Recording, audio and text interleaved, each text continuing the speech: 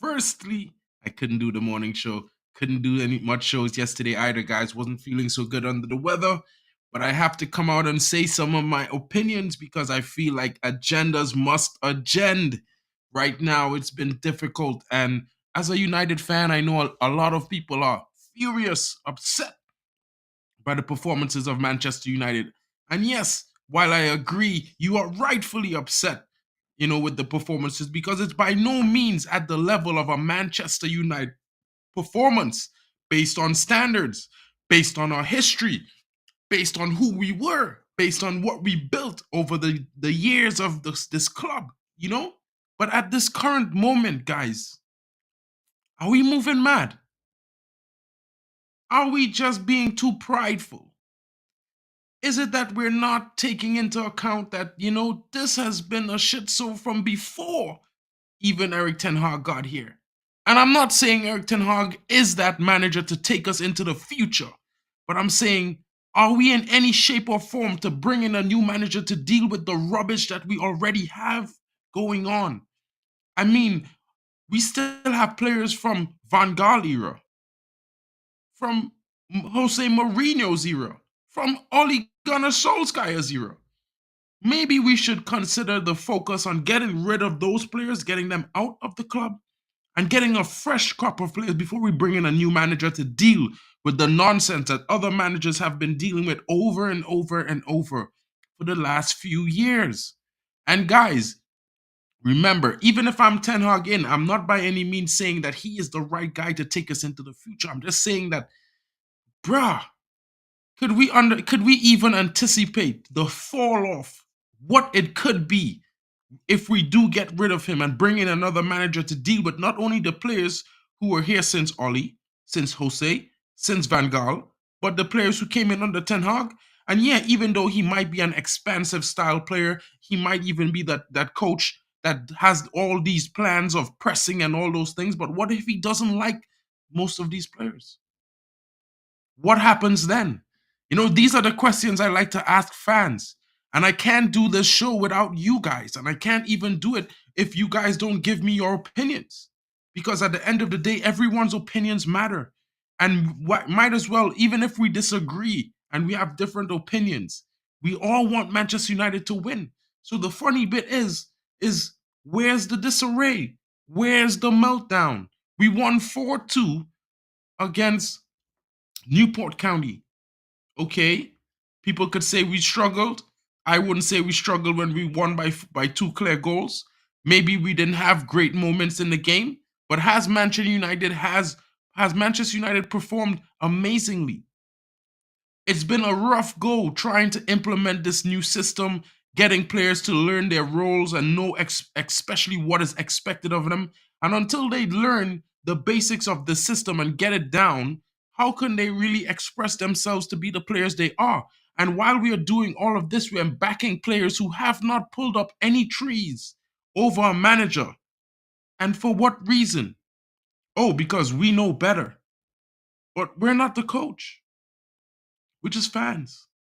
The information that we get is hearsay 90% of the time. Rumors from the media, from a friend who probably knows a friend, or from a friend who's probably in contact. You know what I mean? And everyone's like, oh, in hindsight, I have a better idea. I have a genius idea. Why doesn't Ten Hag think of this? Well, it's in hindsight. Would you have thought of that in the moment? Like, we've seen the issues with players. Like, look at Amad Diallo, the latest victim of following a fashion, in my honest opinion. I won't blame him too much because he's a youngster, but at the same time, he's seen the mistakes of the likes of Jadon Sancho. He's seeing the mistakes of Marcus Rashford, and what is he doing? The same thing. The same thing. How are we even gonna? Are we even gonna back a youngster that's not even keeping his head down and working hard? By all means, it's disappointing, guys. Because if anyone is looking at a power performance or looking just for the future of Manchester United, it's not looking that good. And I'm not saying it's not looking good because of the manager, but it's not looking good because the youngsters don't have the youngsters are not keeping their head down. They're not working hard. Some of them think that they're owed a starting position because of their talent. But when they get minutes, what have they done? Nothing, some of them. But yet still we argue with a manager who's not playing them because they really haven't done anything. Yet we're mad. Can we name another manager in the Premier League in the last 3 seasons that has debuted more younger players in his squad and younger players have played more games than Erik ten Hag? I'm betting you can't. I'm 100% sure. Kobe Mainoo debuted, made himself undeniable to the team. That's why he starts week in, week out. When Ahmad does that, then I'm going to question the manager starting Anthony, in my opinion. I think before Ahmad makes himself undeniable, we should not be helping him get his head big like a balloon. Because then you get stupid stuff like him liking a tweet that's undermining the manager and then having to unlike it. After a lot of people saw him like it and it's posted on social media, he liked the tweet. It's insane. And then what we're going to do? Make excuses and say because he feels this way, he should be acting like this? That's unprofessional. That's average, in my opinion. He should be bigger than that and better than that, in my opinion. And the same goes for Jadon Sancho. Like, he's off at Dortmund having the time of his life. Man, he never looked so happy at Manchester United. People say it's because Ten Hag are favorites, but yo, Jadon Sancho was getting ostracized since Ole Gunnar Solskjaer was at the club. So are we saying Ole Gunnar had favorites? Or are we going to examine the fact that maybe Manchester United board has favorites among the players? I feel like some people are misunderstanding what it means and who is really in control of this club. We're talking about a player who sacked 3 managers before, still inconsistent as ever, still having purple patches, still unable to lead a team forward, right? Without making excuses for him not feeling good or him not feeling well or looking like he doesn't even want to be on the field. But no, Ten Hag has a favorite. Well, I mean, Oli probably had favorites as well. Maybe Jose Mourinho had favorites as well. What happened to Jose and Oli? They got fired, bro. Marcus Rashford is still here.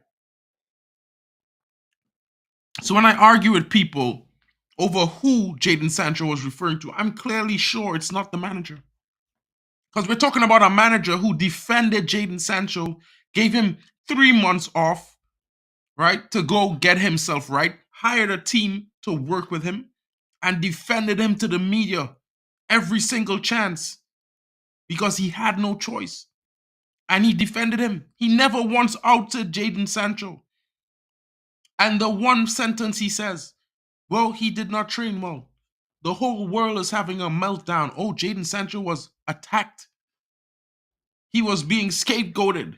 By whom? All the leaks in the media. Are you saying Ten Hag is leaking all this information to the press? Or is it the same Glazer spin PR that we are used to over the years before he got to the club? I'm asking you this question, guys, because while I might agree that Ten Hag has not proven he's the guy to take us forward into the future, I disagree when we blame him unnecessarily for things that is beyond his control. When Jadon Sancho said he was scapegoated, I know what he meant. And if you know, guys. Everyone should know what he meant. He's talking about the board and the club itself, the back room. He's not talking about the manager.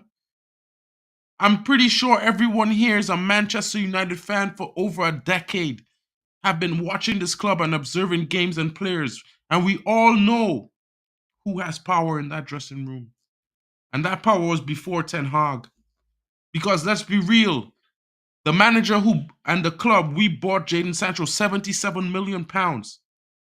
And we did not start him. But it's Ten Hag's fault that he's not getting game time. 85 games, 23 GA over 3 seasons. Has he pulled up any trees? But it's Ten Hag's fault for defending him for 3 months, sending him away, and giving him a team to train with him and get him back to peak fitness. Also, he can just go to Dortmund and play his best and be happy. Guys, at some point, we need to understand that football is not linear. And sometimes games are going to be difficult. It's going to be a tough ride, guys. Sometimes. And everyone, each and everyone is criticizing Erik ten Hag because of his decisions. Because he ousted Sancho by saying one small sentence. Managers have said worse, mind you. Lots of managers, even this season. They've called men fat. They've called players lazy. Ten Hag didn't do any of those things by what he said to Jadon Sancho. It's crazy. It's weird how the media agends everything. Look, it's the transfer window. Man United have been linked with over 25 players already this winter window. But then we get linked with Brian Bobby. And everyone's like, Ten Hag's talent ID is off the rockers. But Brian Bobby clearly states to the media that there was no link. I was never called or contacted about a move. Where's these links coming from? And this is where I say agendas must agend. I'm pretty sure the system needs to get better. And in the next 6 months, we need to see change in Manchester United. But at the same time, does one season mean we sack a manager if his previous season was 10 times better, in my opinion? I mean, at the end of the day, I'm looking at it from the perspective that 10 players were supposed to exit this club, 10 starters possibly, before Erik ten Hag came. Under Ralph Rangnick, we all agreed as fans that this is what's necessary to make us better. Now he's here, after he gets top 3, right? He plays in 2 cup finals, winning a domestic cup in his first season. All of a sudden, everyone is like, these players can be better, blah, blah, blah. Let's go. We're going to compete for the league next season. Giddy. No one's feet is on the ground. This season, the system changed. Arguably, as fans, we probably would have appreciated him changing the system last year. But for whatever reasons unknown to us, maybe the club and the board and the discussion for last season had a different agenda, a different goal in mind. Maybe he was unable to employ or change the system and do his tactics differently last season because of what the circumstances were. And now this season, maybe he was given the green light to implement his style, his system. And now we're like, he's stubborn. I mean, most of the top managers are stubborn people. I've never seen Pep change his system for some teams when they change their formation in the second half. I've never seen Klopp change things regularly, either. Arteta doesn't change things regularly. I mean, there are going to be some times when tactical changes are made, but it doesn't happen in every single game or every single time another team's manager makes a tactical change. And this, I think, is lost in some instances in translation, because as long as he doesn't make a tactical change in every single game, he's a shit coach. Which is weird to me, because now it's almost as though he's supposed to be in the player's head, and it's like players have minds of their own. And if you tell the players to do X, Y, and Z, and they do A, B, and C, I mean, the only thing you can do is bring them off the field. But then when there are certain players who we know are poster boys of the club, who probably and most certainly have game time assurances penned into their contracts, how is he able to change things? When these guys maybe are scheduled to play 25 games a season based off of their contract. It's beyond the manager's control. Some people say to me, Erik ten Hag wanted Mason Mount. He went to his house. Well, maybe the club sent him there to do the meeting or to interact with Mason Mount. Maybe the club told him, listen, this is the guy who we're signing. And we have seen under Oli and other coaches like Jose Mourinho that the club sometimes forces players on managers. I'm pretty sure Erik ten Hag could not influence the club after a first season in giving a player a number 7. Pretty sure. And I might be one-sided with that opinion, but at the same time, I don't see it, guys. I really don't see it. I don't even see United finishing lower than 6th, in my honest opinion. People might argue and say 10th, might say 8th, might say all sorts of things. But they're forgetting the first 6 months of the season, we were woeful. And our lowest position till December was 6th. You know what I mean? And that's 6th being 6 points off top 4. Now we're 8th, 9 points off top 4, and it could change. People act like all the top 4 teams are guaranteed to win every single game until the end of the season, which is not possible. I know I might sound pro Ten Hag, but I'm really just pro Manchester United. And I feel like the best course of action now that we finally got a CEO and we're finally starting to implement a structure is to remain status quo with what we have. No transfers in January. Go through the rest of the 6 months. Let's see what these players have, who we really need to get rid of, right? And it's honestly my honest opinion that we form the structure first. We get rid of players in the summer. We bring in new players that fit the profile because people want to know what direction and what style of play. Well, the club clearly chose to play expansive, attacking, possession-based football. So if the structure around is formed based on that and players are brought in based on that profile, then with Erik Ten Hag, give him the last season to stabilize the ship. If he does not pull up trees, then maybe we could talk about him getting sacked. But don't tell me we're going to build a structure, right? And then deviate to another rebuild and reset again when we just reset last year. We just started this rebuild 2022-23 season, which finished literally 7 months ago. That's when this rebuild started. And you know what? A lot of people are arguing for different reasons, but unless you see exit, is it really a rebuild? Has the manager really been backed when there are no exits, when no players have been sold? Has the manager really been backed? Now, we can all agree he needs to do better, make some better decisions when it comes to substitutions. We all don't want to see McTominay starting. But at the same time, there's not much left. There's some young players that are overhyped, in my opinion, like Hannibal Mejbri. I think he deserves to be sold. It's one of those things where, yeah, I think he's okay, but he's not good enough. Dan Gore is great, but he needs to get game time. And I think the only way is for him to go out on loan. We have Kobbie Mainoo expressing himself, making himself undeniable. I think soon we might have a Willie Kwambala doing the same thing in the center-back area. You know what I mean? Garnacho has been okay, and he's young. He will learn. He should get better. We have the youngest attacking front three in the Premier League, guys. The youngest attack in the Premier League is what Manchester United has. So if anybody wants to know what about the problems is, it's basically that. He has not much experience. And you know what, guys? I think it might sound like my standards are lower, but I don't think so. I think it's just practical and realistic to have patience right now. Wait for the structure to be formed. Wait for player exits. Let's see a mass exodus of players that shock us. Whether it be Bruno, Rashford, Luke Shaw, or if all three are leaving in the summer. Let's change the guard. And then let's let the manager one last season try his best. And if it's not good enough, which I highly doubt it won't be, then we can sack him and get someone else. But a lot of people are talking about managers like Diego Simeone, who's never really won anything much. You know what I mean?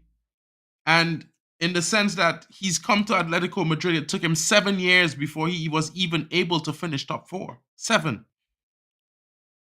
And he doesn't really play that attractive style of football. He plays on the counter. That's what he does.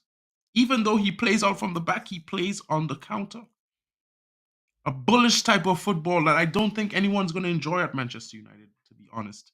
You know, Mitchell is pretty good, but it's really his first season that he's been having success in winning lots of games consistently in the top flight of La Liga football. So maybe let's let him have a little bit more experience, or are fans willing to allow him to learn on the job at Manchester United? I mean, a lot of fans say Erik ten Hag is learning on the job at Manchester United, but Erik ten Hag has won the Dutch league many times. He's competed many times in the Champions League. And everyone says it's Ajax, but look at where Ajax were for the last season without Erik ten Hag. I mean, they're finding their wings this season because they're starting to move up the table, but last season they were abysmal. They're not even in Champions League. And that's shocking. But I guess Erik ten Hag was just an okay coach. You know what, guys? Agendas must agend. I'm pretty sure lots of fans might be like me and would like to see Marcus Rashford sold, as well as Luke Shaw, and maybe brought in some younger players or give the youth a chance. While some players might not be like me and they might want other players sold and want to keep and build around Marcus Rashford and Luke Shaw. But, you know, some fans might be like me and want to see Ten Hag stay with a structure built around him and see what he's capable of then. And some fans say, you know what, get rid.